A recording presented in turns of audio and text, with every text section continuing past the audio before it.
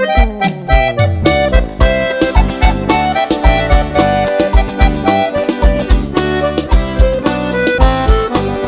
esporte de vaquejada hoje está muito avançado, tornou-se um esporte caro, no Brasil muito explorado, e é muito diferente das corridas do passado.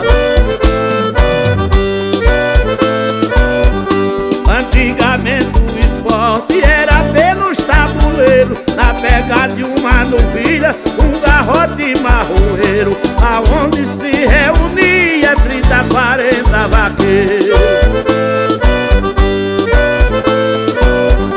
A casado e fazendeiro reunia a vaqueirama, fazia um jique sem cerca, com os vaqueiros de fama, correndo de qualquer jeito, os dois por dentro da rama. Os boi cavalo de fama eram soltos nos cercados, só no dia de correr o cavalo era pegado, a comida era capim, milho de molho pilado.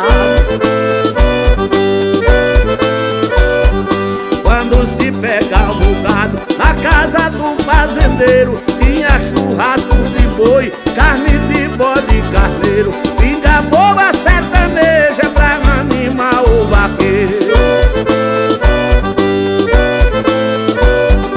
As festas eram de graça, não se pagava inscrição, as faixas não existiam, luz nem televisão, era o esporte dos bravos vaqueiros do meu sertão.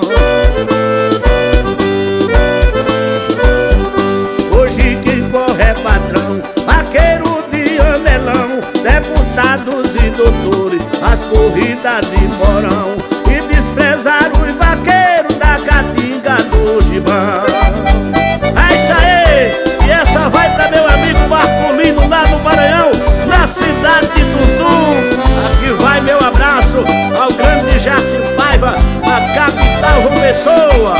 E aqui também vai um abraço galega baiador pra